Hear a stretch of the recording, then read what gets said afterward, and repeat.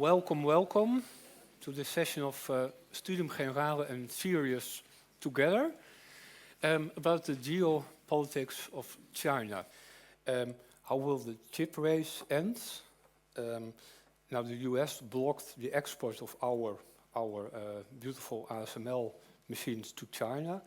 There are many questions with respect to the geopolitics of China. Luckily, we have Dr. Frans-Paul van der Putten in our midst tonight. He is co-founder of the Clingendael China Center. Nowadays, he is owner of ChinaGeopolitics. Check also ChinaGeopolitics.nl, a very nice website where you can find many articles about expanding China. And it's a consultancy firm. He's author of The Resurrection of China, a geopolitical history of China from 1840. And you're also co-founder, editor of the Silk Road Headlines. That's a very nice weekly journal, so to say, digital journal, for which you can register, and gives a lot of very interesting articles about China's geopolitical ambitions. Can I have a big hand for Frans-Paul van der Putten?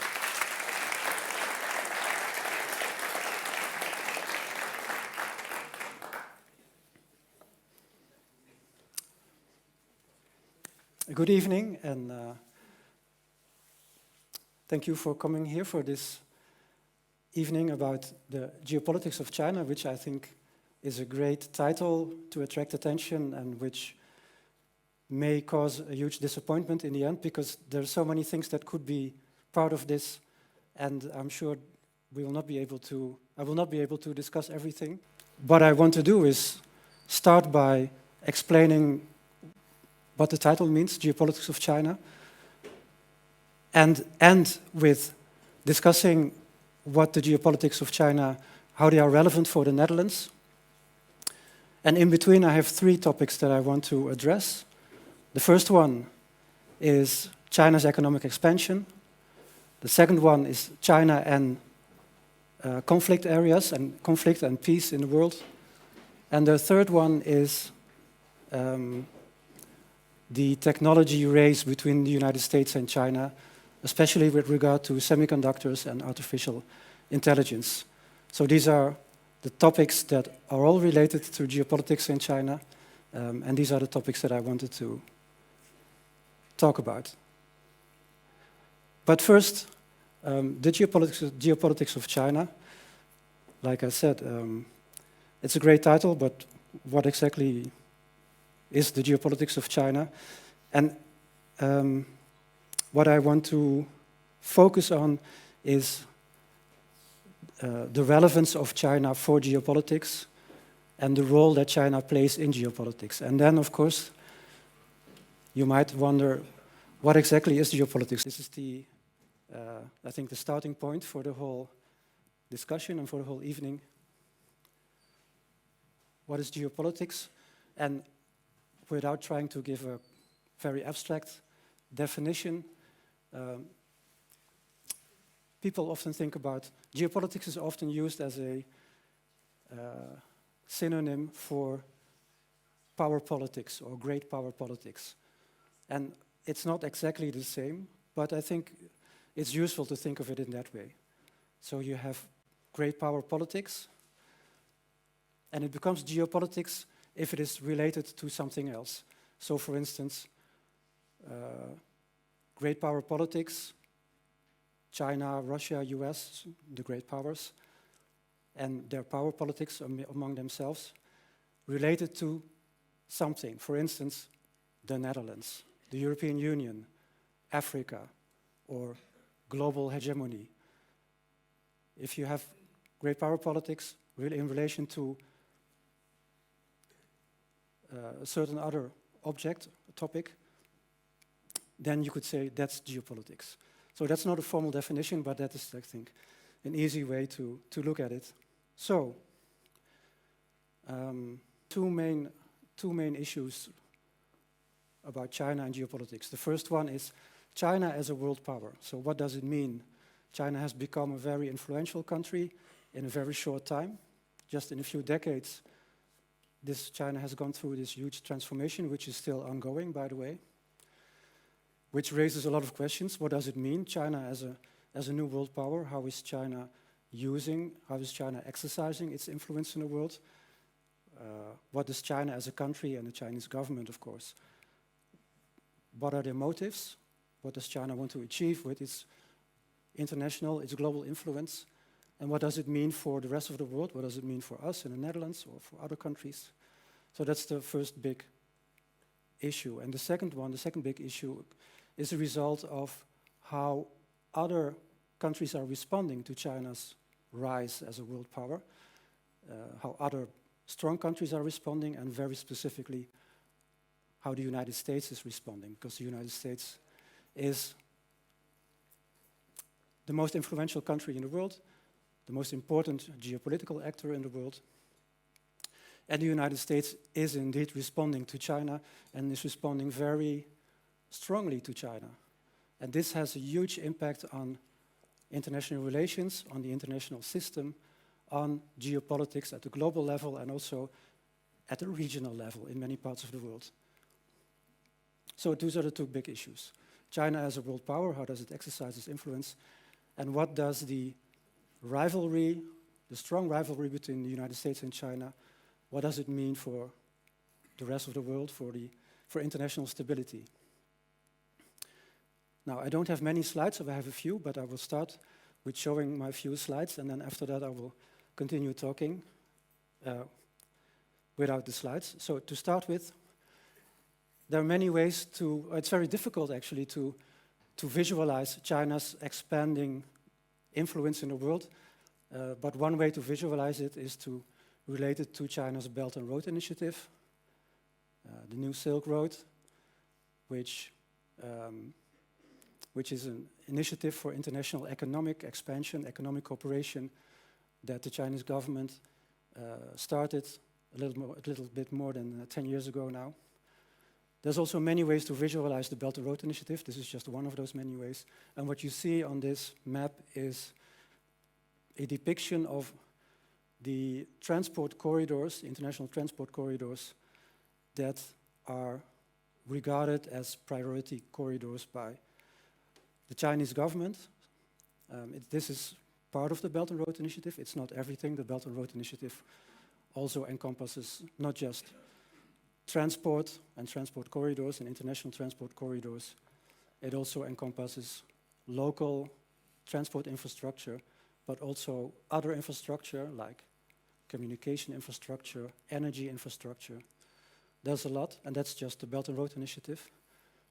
But okay, this is one way to look at it.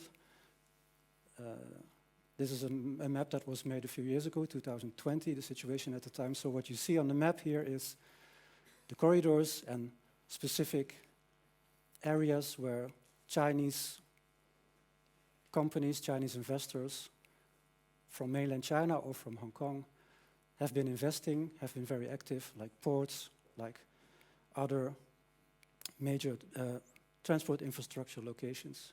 And you also see the countries that have trade relations with China. So the colors depict how important China is as a trading partner. So the darker the color, the more important China is as a trading partner for that particular country. So like I said, this is the situation a few years ago, but it gives a general idea. So this relates to the part of China becoming a very influential country, and what does that mean? How does China use its influence? And then the other part, the other issue in geopolitics in China is the rivalry between China and the United States. So what you see here is a depiction of the GDP, the economic growth of the two economies, the United States and China, from 1980, starting 1980 until 2020. And of course, you can see both of them have made major progress. But whereas the US GDP grew by eightfold, China's growth was 51 times. So China's GDP in 2020 was 51 times as big as it was in 1980. And GDP per capita also grew much stronger in China than in the US. So the US 5 times as high, China 40 times as high. Of course, this doesn't mean that, so the Chinese economy has started out as much smaller. China was a much poorer country than the United States in 1980. And China's economy is still smaller in GDP terms, still smaller than the US economy. And Chinese population is also, on average, poorer still than the US. But you can see the enormous difference in the rate of growth, the rate of development that took place. And this dynamic is underlying the rivalry between the US and China. Specifically, not so much from the Chinese point of view, but from the United States point of view. The fact that China has been able to develop so fast, which, by the way, is not in any way a guarantee that China's economy will continue to grow. And actually, China's economy is no longer growing so fast anymore. But this very rapid development of China's economy has created a sense of uncertainty and very deep discomfort in the United States. The idea that China surpassed Japan as the second largest economy in GDP terms in 2010.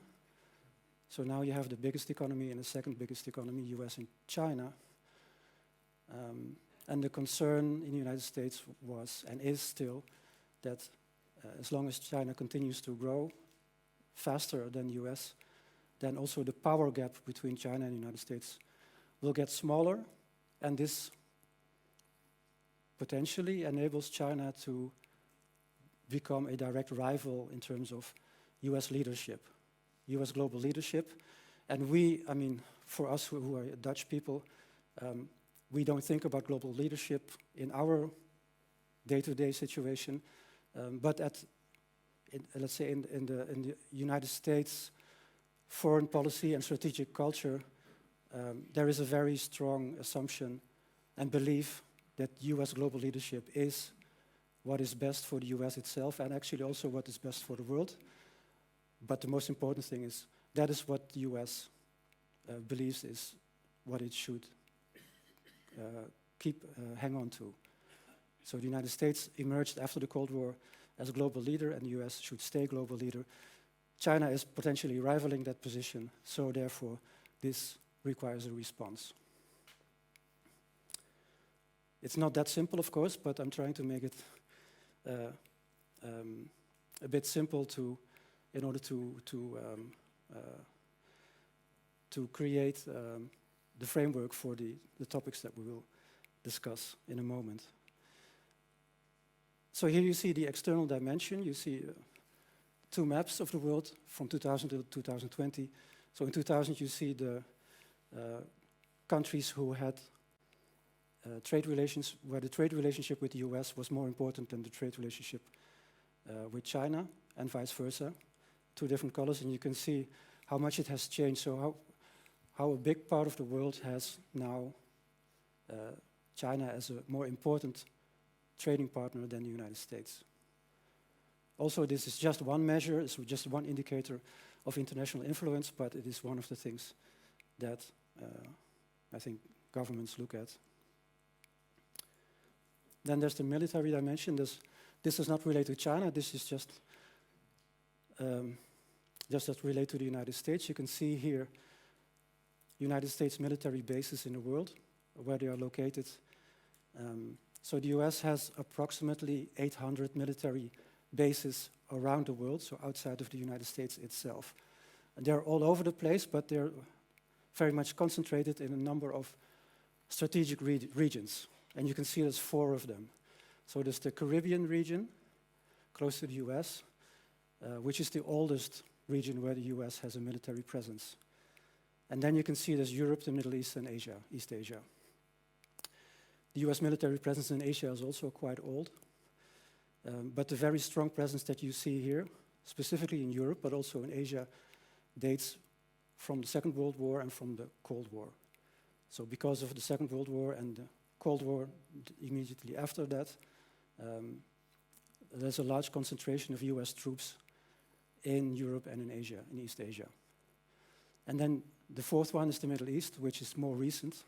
It's actually only after the end of the Cold War that the US started to station a large concentration of troops in the Middle East. And what is going on at the moment, of course, we will come to this also later. There's a conflict at the moment in Ukraine. There are conflicts in the Middle East.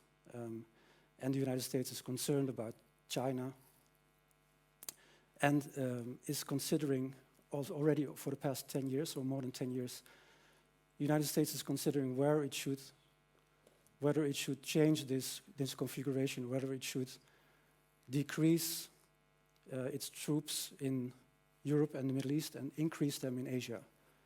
And this is actually what the United States has been trying. Has been trying to move troops from those other regions to Asia, because there's the idea that China is by far the biggest potential rival, like I said, but also biggest potential military adversary.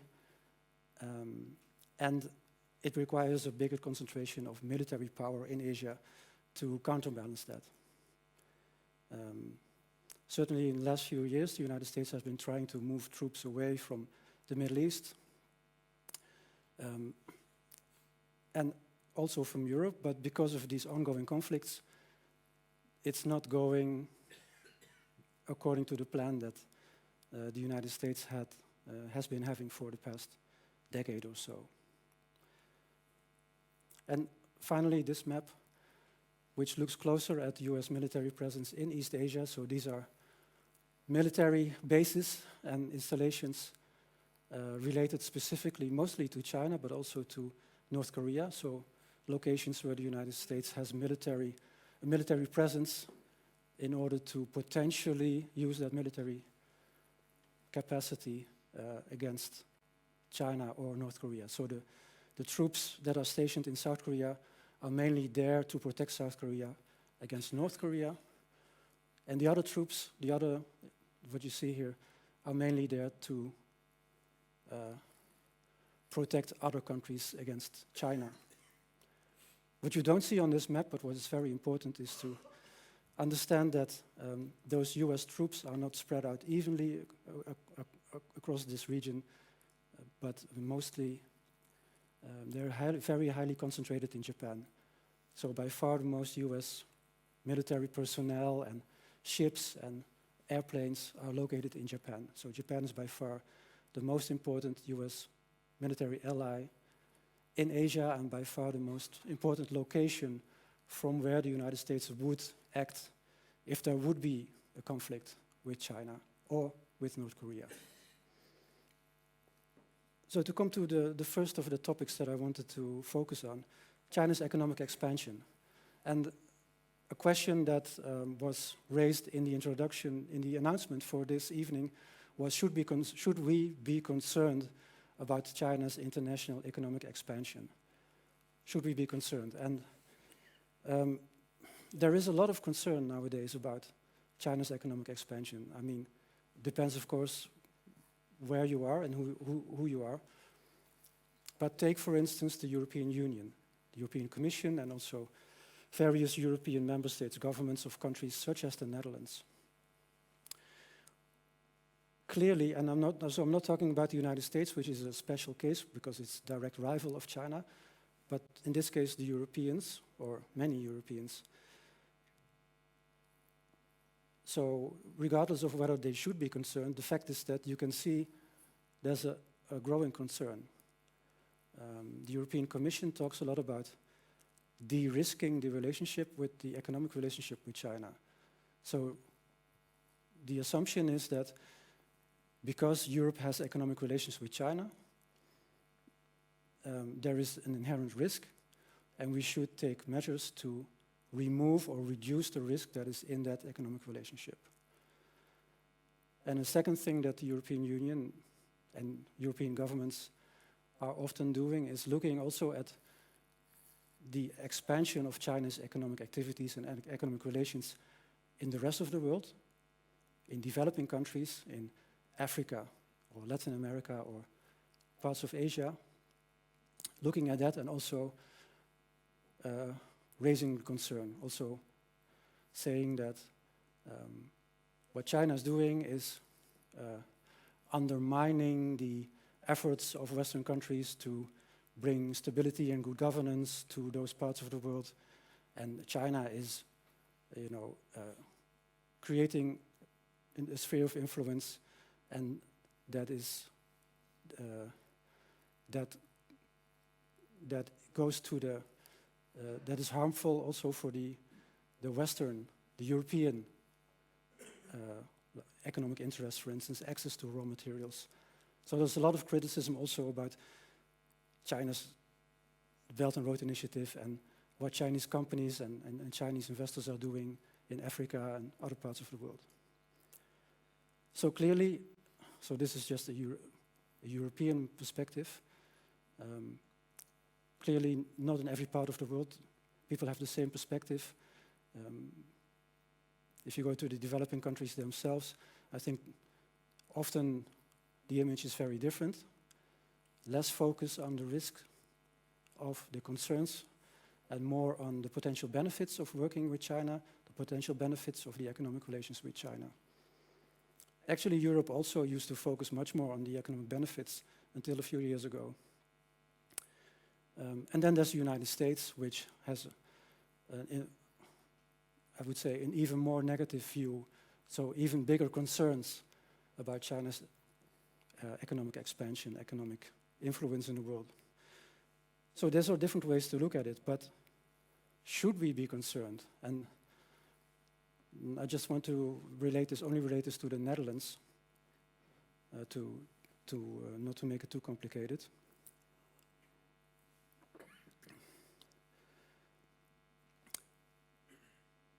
It's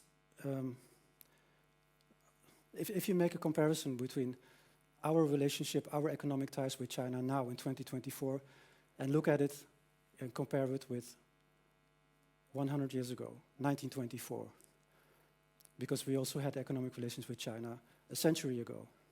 So what's the big difference? At that time, we were not concerned about China's economic influence. Sure, China was not a huge economy at the time, like it is now. I think the two main concerns, of the two factors that are underlying the concerns that we have at the moment is, first of all, that China is using its economic influence, is building economic influence in ways that are bad for the competitive position of Dutch companies or European companies because of the role of the Chinese state. So in China, the government has a much bigger role in the economy than here. There's a bigger distance in Europe between business and government, and a smaller distance between business and government in China. And the Chinese government is using its influence to help to support the competitiveness of Chinese companies in an international setting. So the competition is difficult because of that reason. Dutch companies are not just competing with their Chinese counterparts, but they're also competing with the Chinese government that is closely connected to their Chinese competitors. There's also concerns about national security risks. So because we have economic relations with China, does that make it easier for the Chinese government to conduct cyber attacks? Does it make it easier for Chinese actors to steal industrial secrets or to steal other military secrets? So that's the kind of risk that relates more to the actual form of interaction. And then in the background, there's the other concern, which relates to the buildup of the long-term buildup of Chinese influence, and the idea that if China becomes even more influential, if the Chinese economy continues to grow, and if Chinese international influence continues to grow, that it will be difficult for a country such as the Netherlands to to maintain a relationship with China in which we can still, look out for our interests and still have a reasonable bargaining position. So are these concerns realistic? I would say to some extent yes, but at the same time I think there's the emphasis that there is nowadays on de-risking has become too strong. Until 5 years ago, or until about 5 or 6 years ago, there was very little attention for the potential risks involved in economic relations with China.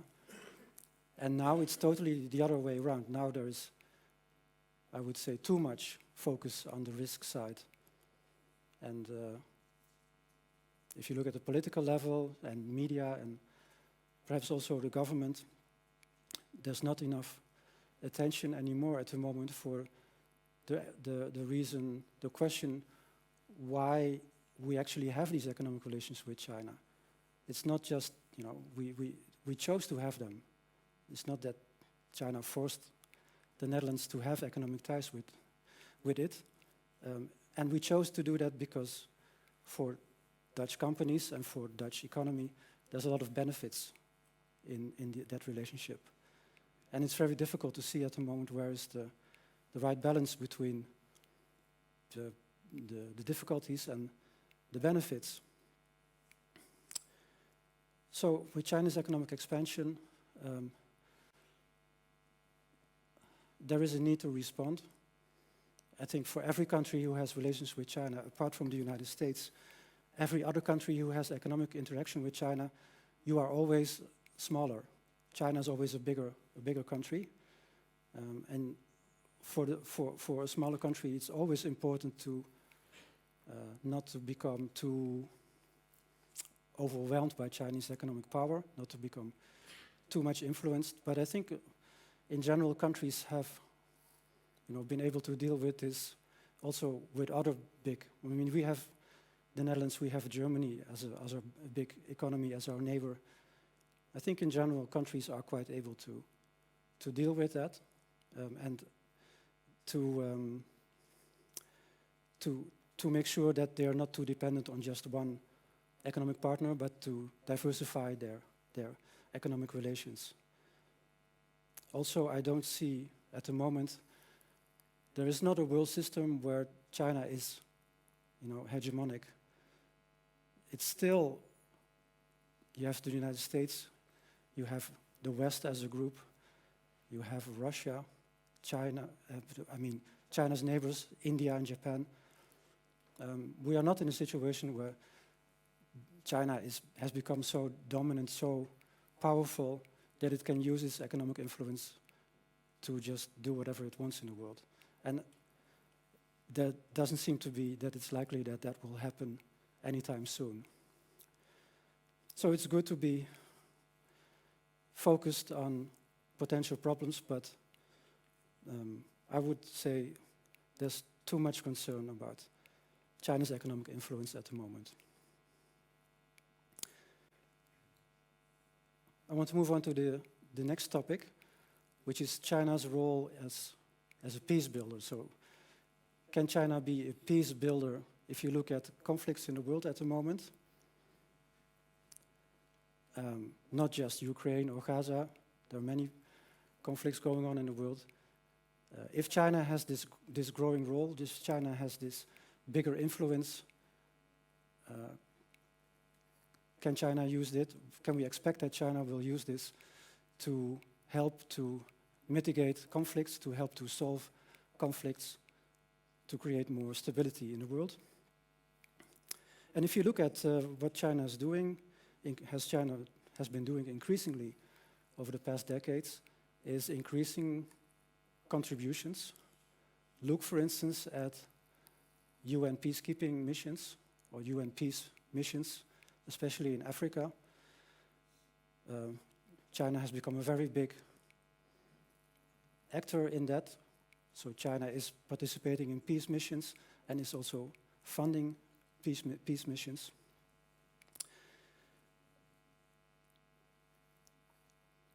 The Chinese government is also emphasizing the importance of economic development. So this Chinese government's position is that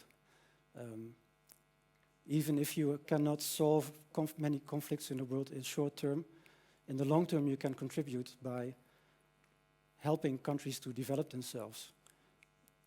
And if there's more development, then there's less need for, it becomes easier to create stability within and among countries. And also, this is what the position of the Chinese government, and which is often true, is that China prefers not to take sides. If there's a conflict in any region, in any part of the world, the Chinese government tries to stay neutral, so tries not to choose one side over another side. So all these things, I think, are indeed contributions in the area of peace building. On the other hand, there's also contributions that China could make, which it is not making.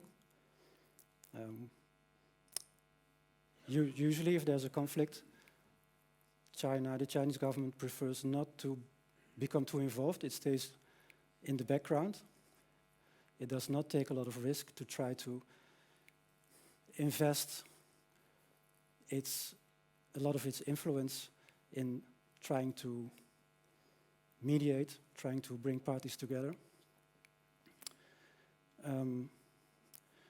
And what China is also doing is to calculate how a certain conflict relates to its own interests, to its own geopolitical interests. So if there's a certain conflict somewhere in the world, the position that China takes, for instance, in the UN Security Council, for instance, when there was a civil war going on in Syria, the position that China then takes is always also related to the question of how does this influence the balance of power between China and the United States. This is only natural. This is also what other big countries do, but this is also what China is doing. So in the end, the role of China as a peace builder is, I would say, China is not a country that is creating conflicts, military conflicts. In general, China is not usually very much involved in those conflicts, and it's also not doing very much to solve them once they are there. China prefers to avoid the risk of becoming too much involved. So, for instance, Ukraine. So in the Ukraine case, you can see that the official position of China is also to be neutral, to say that there should be an end to the fighting. China is also trying to keep a distance, and at the same time, the position of China is much closer to the Russian position than to the Ukraine position. Before 2014, before there was a conflict between Ukraine and Russia, China had very close economic relations, very close diplomatic relations, not only with Russia, but also with Ukraine. So it's not because of the situation before the conflict that China now has this position, but it has to do with the fact that China's relationship with Russia is just much more important than its relationship with Ukraine. It has somewhat to do with the geopolitics, with the United States. China needs Russia because Russia is the only other major power in the world that is not a country with which China has a conflict. And with Russia together, China is less isolated, stronger in its relationship towards the United States.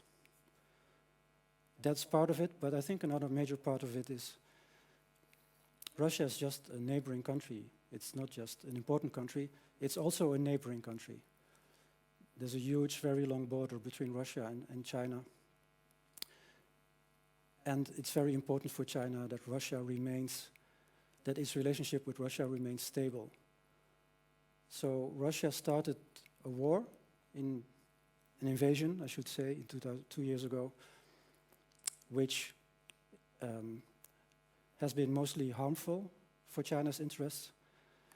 But the Chinese government is not openly, usually not openly criticizing Russia, refuses to openly condemn the Russian invasion, even though Western countries and certainly also the European Union has been trying to put a lot of pressure on China to do so. Can China contribute to peace in Ukraine? Well, I think the attempt made last year by the Chinese government to make a proposal to say that these are the points that we think should be addressed in order to come closer to an end of the hostilities in Ukraine, they were rejected by Western countries because obviously China, in its peace proposals, did not include condemning Russia and its invasion. And there was also criticism that China's proposal to create a ceasefire is just helping Russia, because then, especially last year, when a lot of people were expecting that Ukraine would start an offensive, and that time was on the side of the Ukrainians, and Russia just wanted to take more time to rebuild its military and then continue the war. So there was a lot of criticism, but actually in the peace plan that was suggested by China, there were also several points that were, I think, directed at Russia, that were not favorable to Russia. So you can see that the peace plan reflected China's position, where it doesn't abandon its Russian partner, but at the same time, it does not support Russia in various ways. To name one example, I think China has been indirectly very much criticizing Russia that it is occupying a foreign territory and that it is trying to annex, that it did annex parts of Ukraine. This is against the Chinese principles, against Chinese interest, and I think China has been trying to signal that to Russia, that it does not support that part, that it does not support that policy.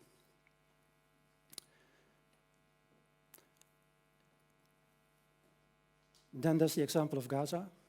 There too, you can see that China officially takes a neutral position, but in fact, China's much closer to the, I would not say not Hamas, but the Palestinians. So China has been criticizing Israel very much. And again, there China is also calling for a ceasefire. And again, there too, the country is trying to limit the risks of the conflict as much as possible.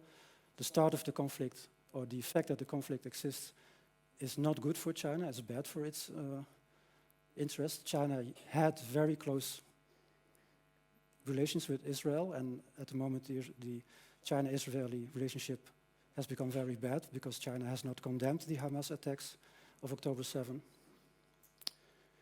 So you can see that, again, there China is trying to keep a distance, is not directly involved in trying to end the conflict.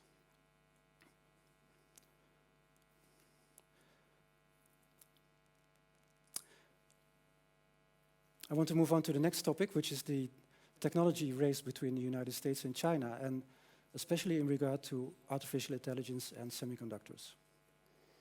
And this relates, I think, also very much to the Netherlands.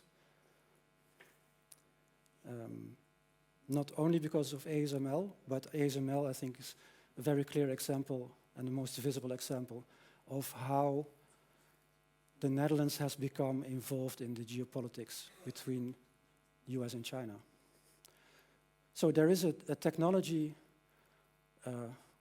conflict going on, which was initiated by the United States. So just in 2018, the US government, under President Trump at the time, started a trade war with China. But around the same time, it also started I wouldn't say a technology war, but a strategy of trying to limit China's ability to develop its technology. especially in the area of semiconductors. After Trump came President Biden, and President Biden continued both parts of the China strategy of Trump. So the trade war is still going on, and also the technology conflict is still going on. So we in the Netherlands, so to go back to the example of ASML, the United States started in 2018 to put pressure on the Netherlands to say that, okay, the newest equipment that ASML is building, the so-called EUV lithography machines that you need to make the most advanced type of semiconductors, they should not be exported to China. And until the summer of 2019, ASML was still intending to export EUV technology to China, and the Dutch government was intending to allow that to happen.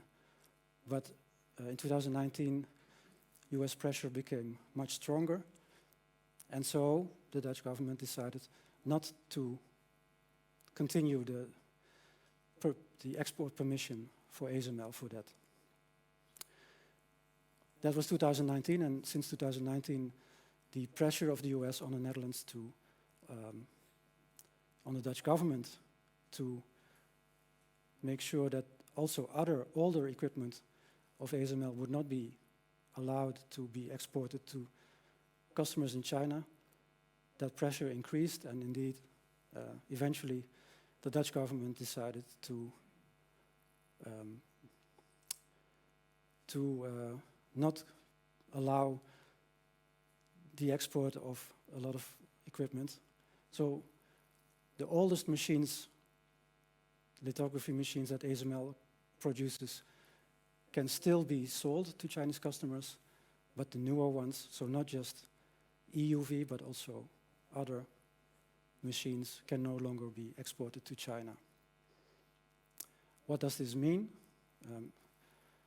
Why is the US doing this? How is China responding? What does it mean for the Netherlands?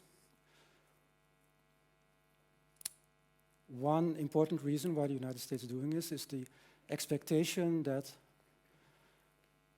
artificial intelligence will play a very central role in military affairs in the decades to come. So there's an arms race going on, an arms race between the United States and China. And a lot of people believe that in the long term, the military balance of power is decided by who has the best artificial intelligence technologies. And in order to create artificial intelligence technologies, you need to have certain types of semiconductors. And in order to make them, you need to have certain types of semiconductor equipment.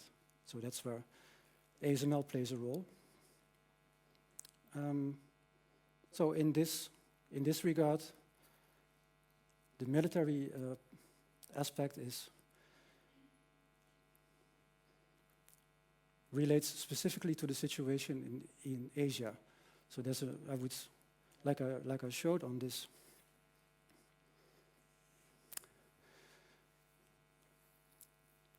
There's a military balance of power in Asia between China and the United States. It has been there for a long time, and the central issue there is the Taiwan issue. But it applies to the whole region. So in the US strategic thinking, and I would say also in the Chinese strategic thinking,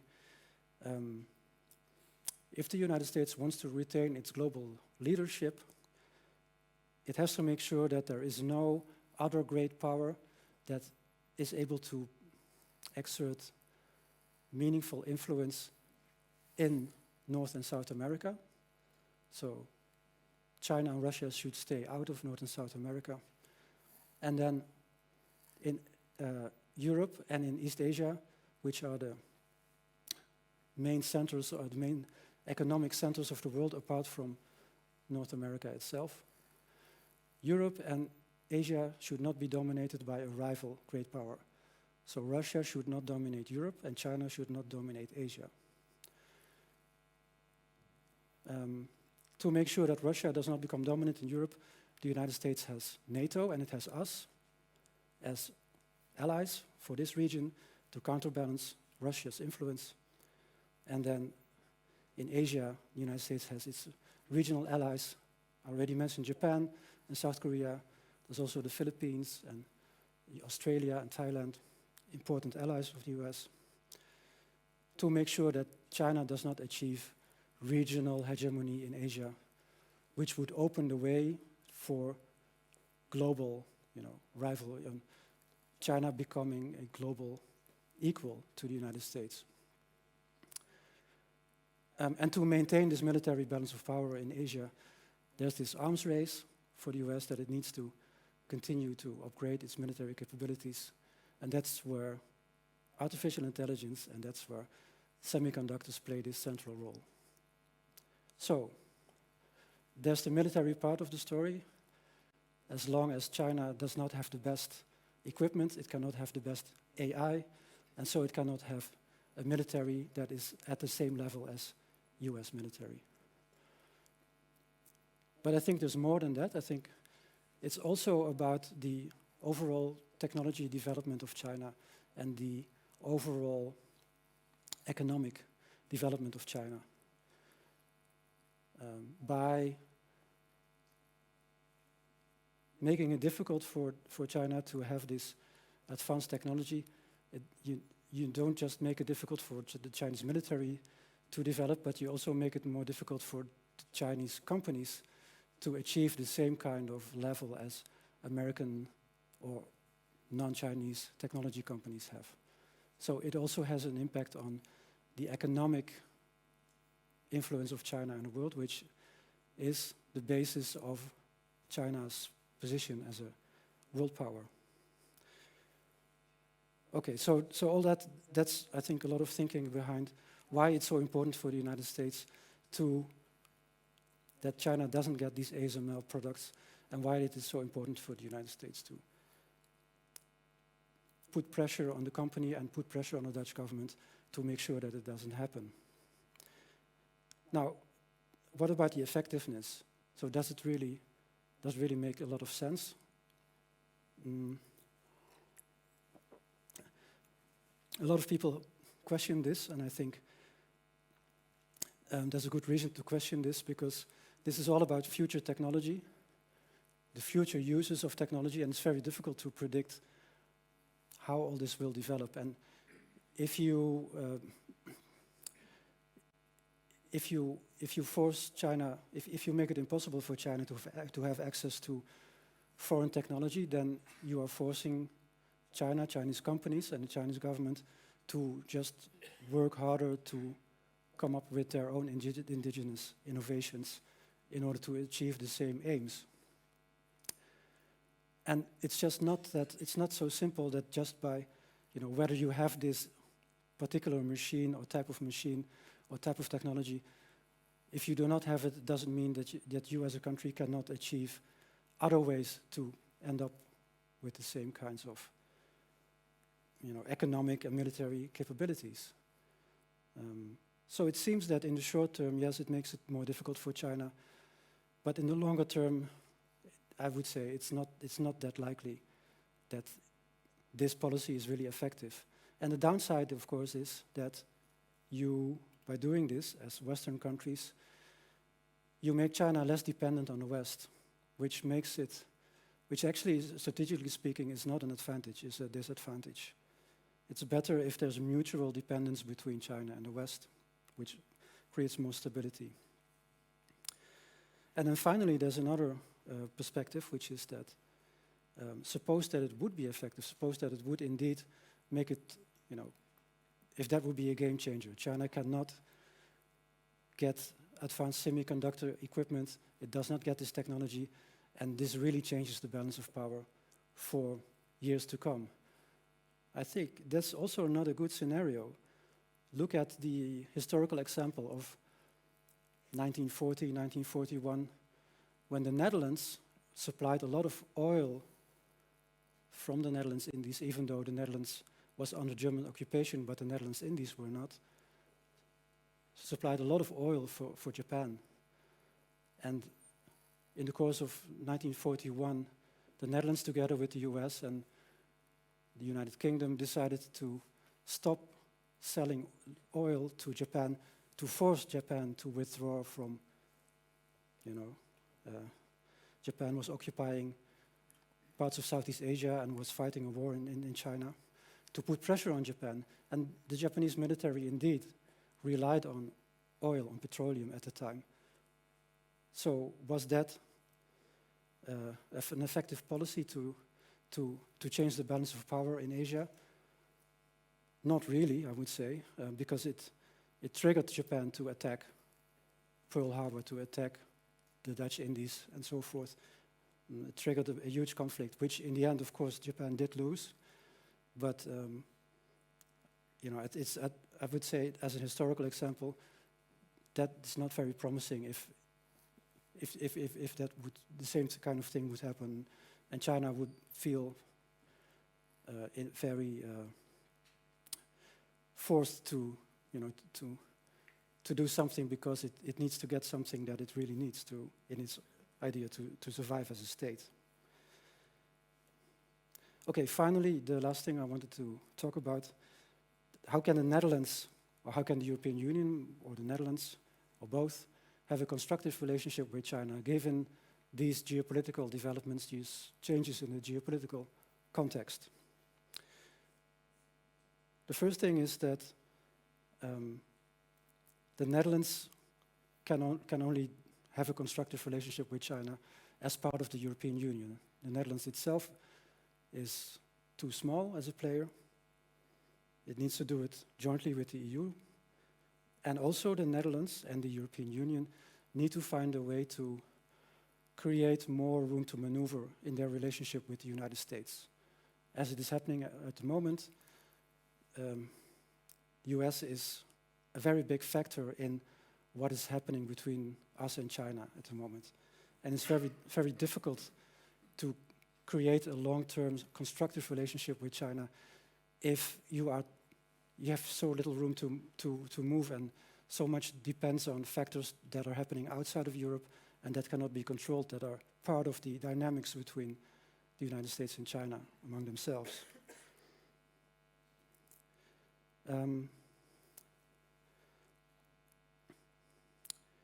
Another thing to have a constructive relationship with China is to have an idea, for us to have an idea of where we want to go with China.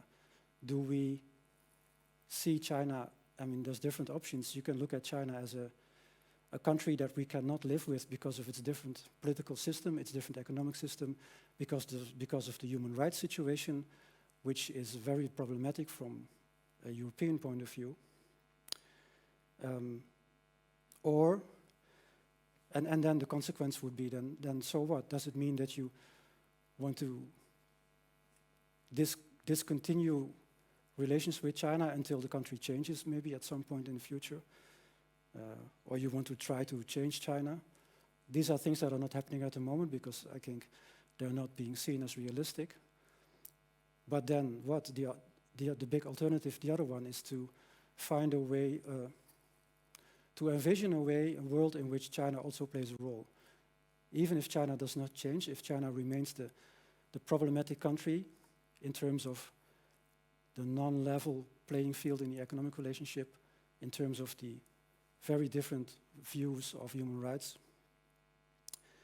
but to accept that China is a reality and there should be some way to envision a global order in which Europe has its place and China also has its place.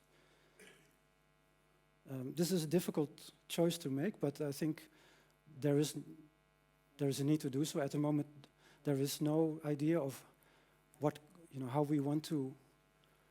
how we see the future of the international system and China's role in that. And without that, it's, I think, very difficult to have a constructive relationship.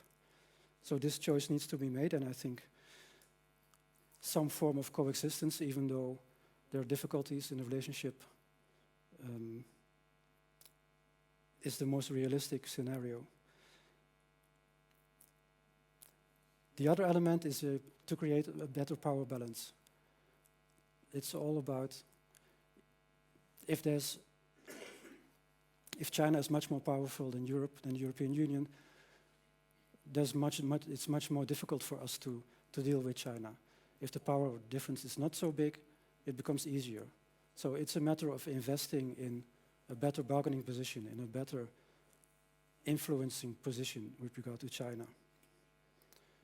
So to come back to the starting question, the concerns about the economic relationship, because at the moment it's mostly an economic relationship that we have with China. I would say that there's a lot of issues that need to be addressed on a case-by-case basis, that the de-risking, it's a good thing, this idea that we should remove the risks from the economic relationship, but we should not have a de-risking strategy that is just focused on de-risking, because then in the end, nothing will remain, because there's always a risk to be addressed.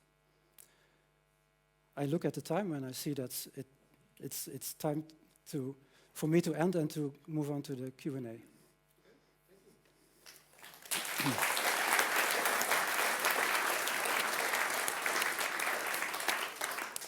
Frans-Paul, thank you very much for your insightful, clear and down-to-earth vision on China's role in the world. There are probably questions. So, there you go. Thank you. Thank you very much for your presentation. I was wondering, in the Belt and Road Initiative, it really reflects, I think, China's grand global ambition. But China has such a big history of overseas landing. Like in 1999, they had the going out strategy, and then in 2011, they had the Community of Common Destiny, and now it's the Belt and Road Initiative. And I think it's really smart because, like, the infrastructure is built by Chinese companies and it's funded by Chinese loans. So basically, the money never leaves the country.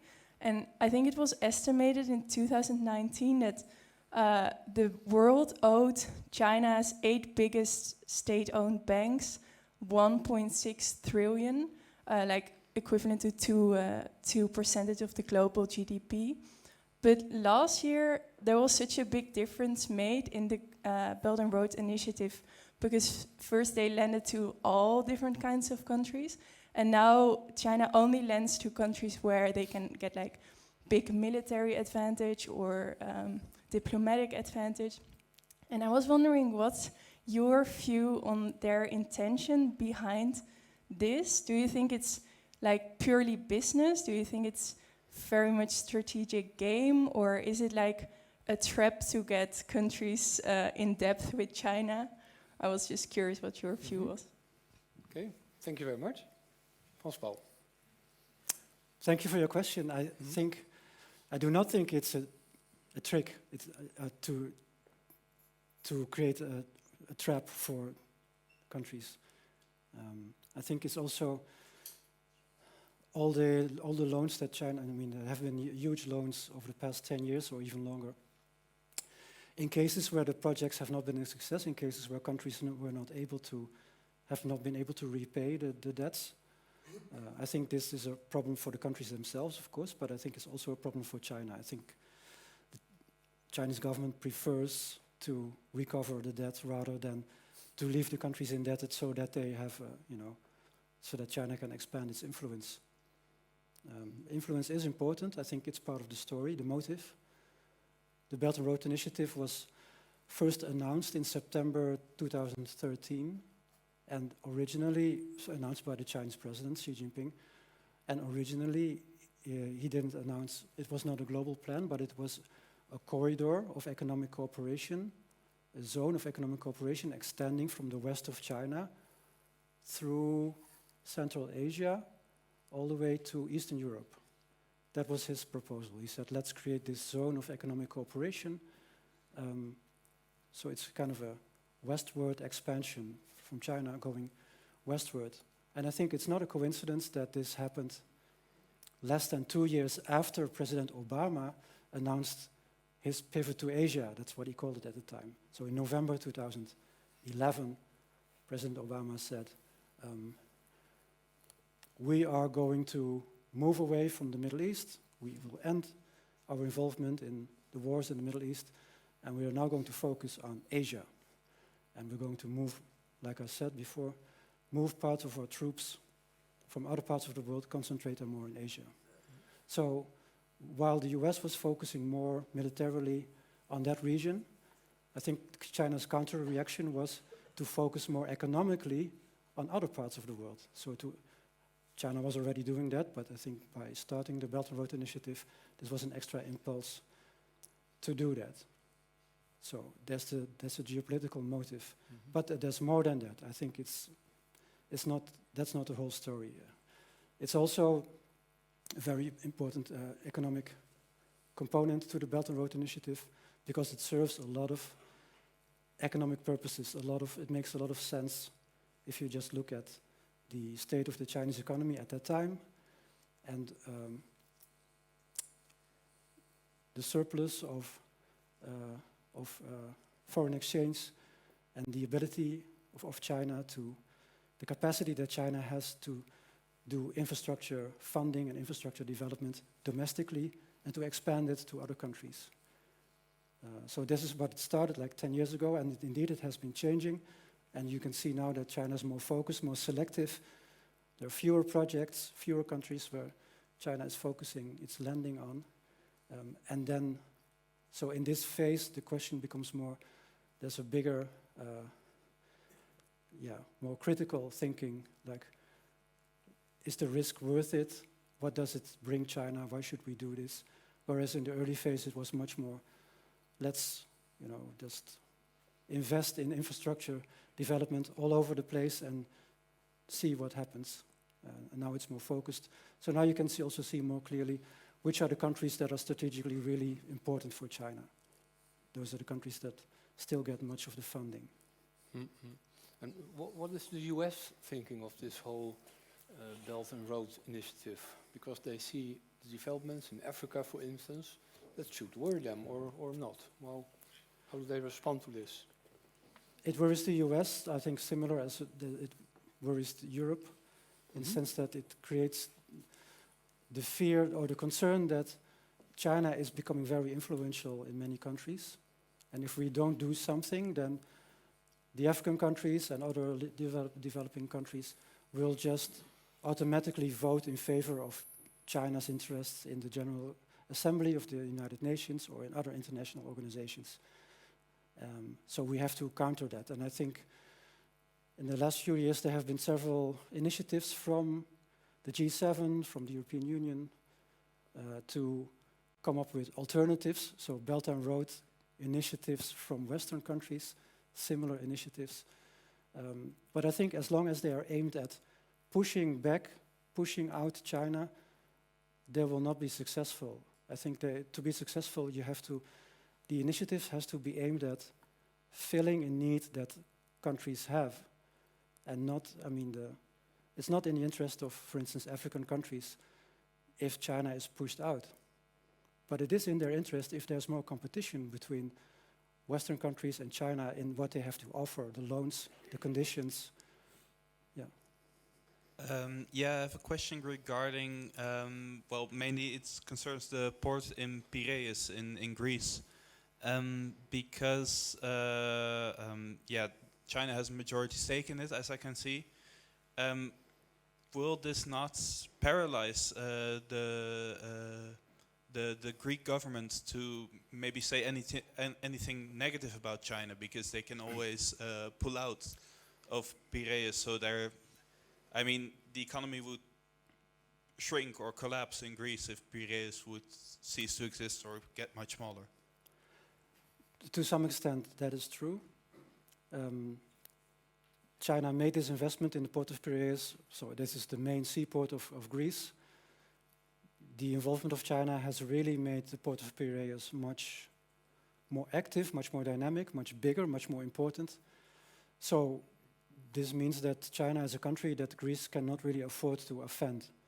It's important for Greece to maintain good relations with China. But does it mean that China really has a lot of influence in Greece?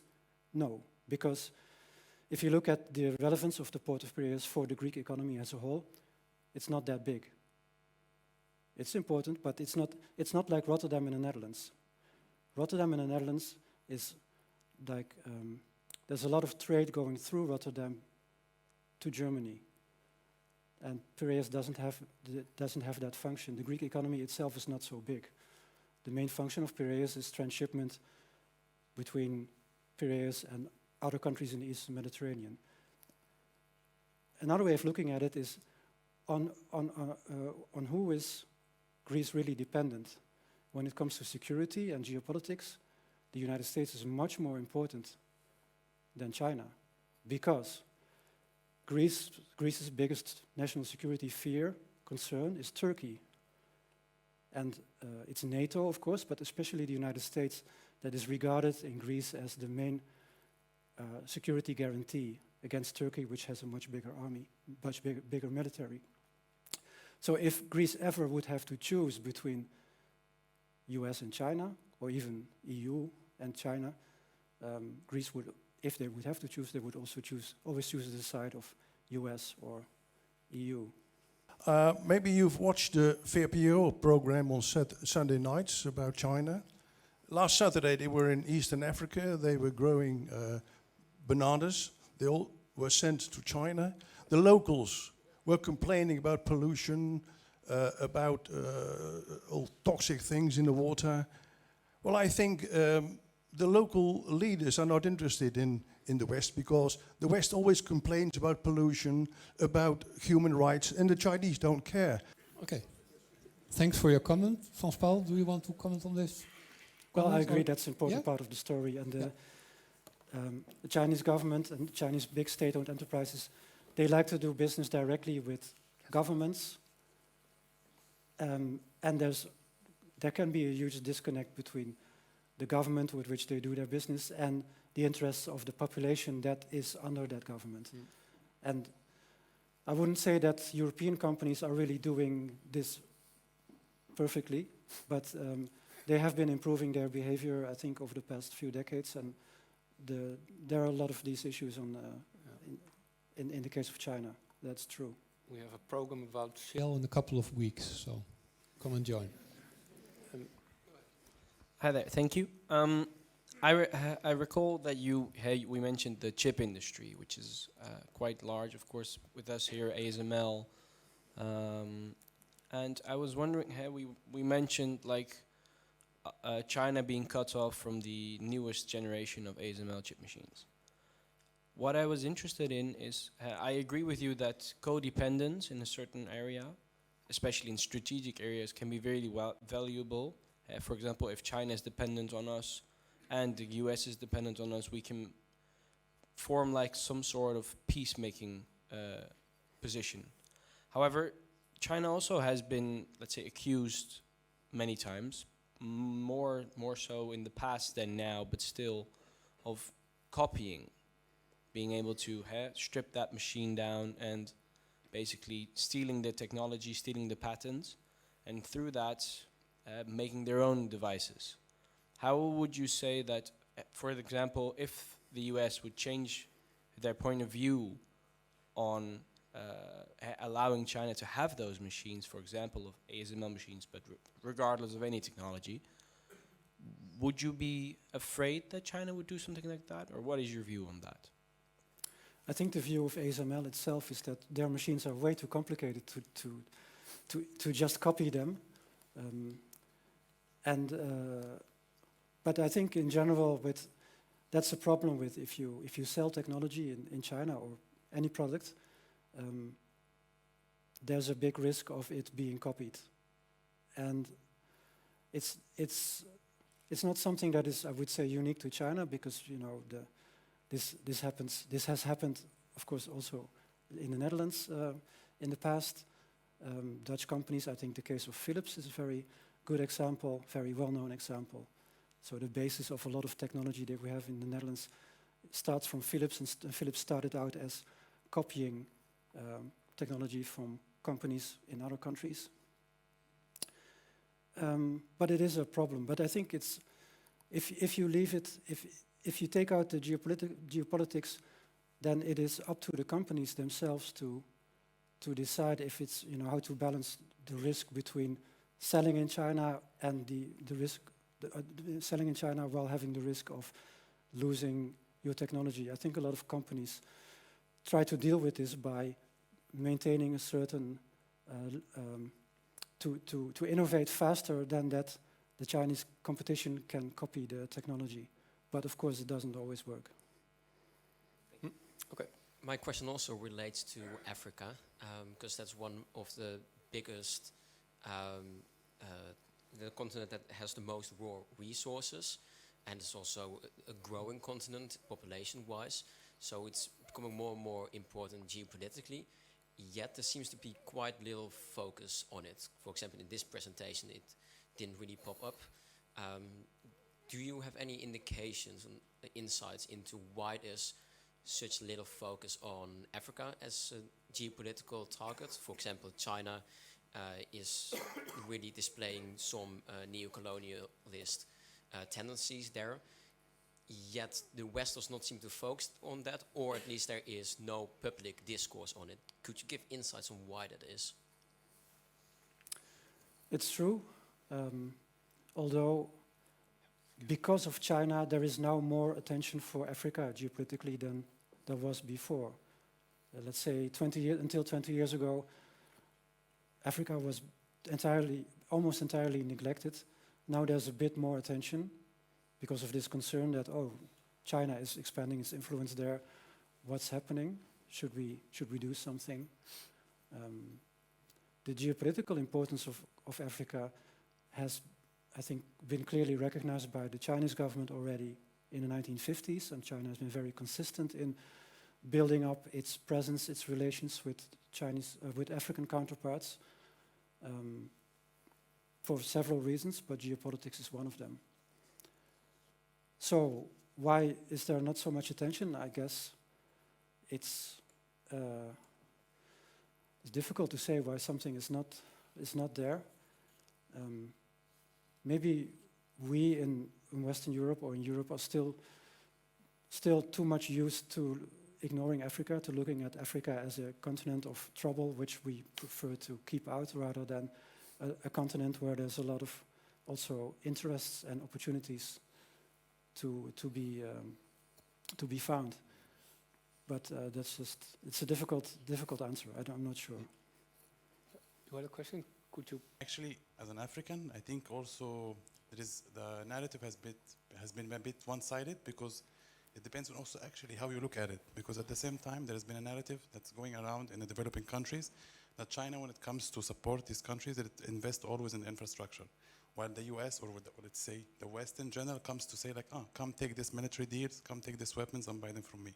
So what can you offer actually in this aspect? How, like, let's say the cultural, or let's say how this looks from the Chinese point of view, especially with your Euro-Asian Chinese background, because it can also be feeling like it's a kind of bullying, kind of excluding from the global world. So how does this whole situation looks from the Chinese perspective? So do I understand the question correctly? How does it look from the Chinese perspective? Yeah. Mm-hmm. Okay, from the Chinese perspective, it's the relationship with Western countries is difficult and has long been difficult. But the Western countries as a group are just a minority in the world. There are many more countries, non-Western countries. So from a Chinese point of view, it is attractive to establish relations and strengthen the interaction with countries other than the West, because they're often much more neutral or much more open, much more receptive. I think that's one perspective. And another Chinese perspective is that China itself is still developing. China has been a developing country for a long time. Now it's more mixed, but parts of China are still very similar to developing countries. So the difference between China's own system or its own experience and developing countries in Africa or in other regions are not so big, and it's a more logical step or a smaller step for Chinese investors or Chinese companies to be active inside China and then to move to Africa rather than to Western Europe, for instance. Mm-hmm. Come to you in a moment. Yeah. But first, this gentleman. Thank you very much for your very balanced presentation. In the past few years, due to COVID and also due to the human rights in Xinjiang, the Dutch public, but also the Dutch politics, has a very negative view on China. So, from your perspective, how do you think that can change in the coming years? That's one thing. And secondly, what is the interest for the Netherlands or for the European Union to be one-sided with, it seems, with the US policy or US strategy to contain China? Thank you. So for a long time, Europe did not pay attention to China. And this now has changed. Now there's, at least at the political level, there's quite a lot of attention to China. But now the attention is very negative, so the view is very negative. So the transition was from having not paying attention to China to having a very negative view on China. So how will this, your question, how might this develop then in the future? I hope it will not stay as negative as it is now, or that it will go back to having paying no attention. Obviously, it would be great if there would be a more balanced view of China. But I don't. At the moment, it's the development at the moment is more negative, and it looks like my expectation would be that in the next years, our views of China will become even more negative than they already are. And your other question about Europe's position with regard to... Why do you think this will be the case? Why do you think this will be the case? Because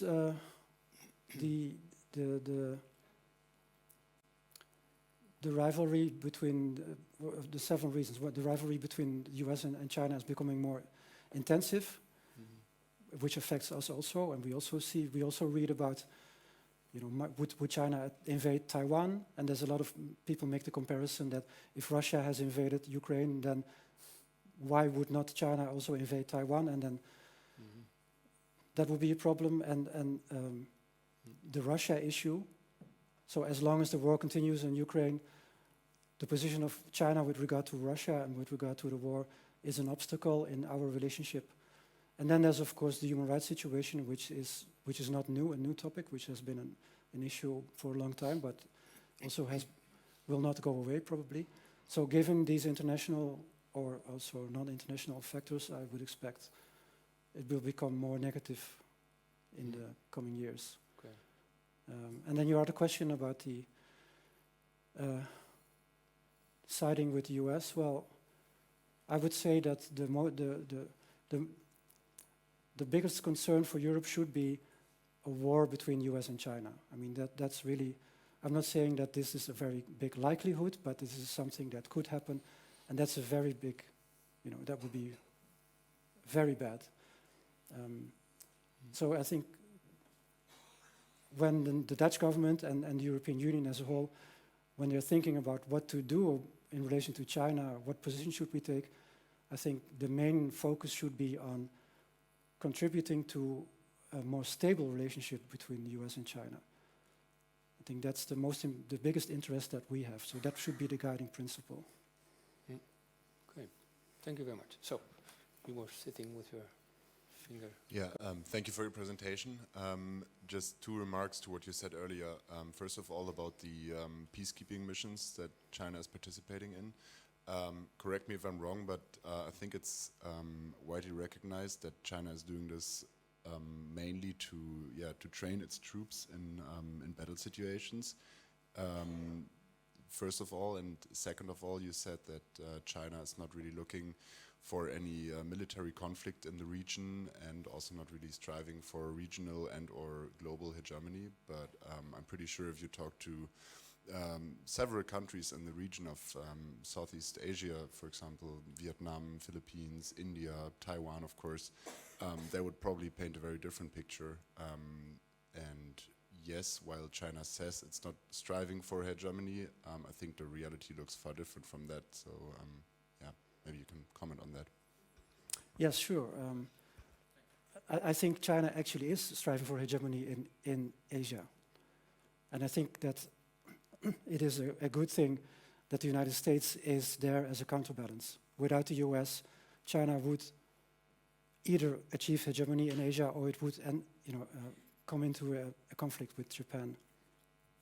About peacekeeping missions in Africa, I also agree that the training opportunity, so the opportunity for the Chinese military to practice operations in foreign countries, to practice operations in an international context, is an important motive for China to participate in peacekeeping missions.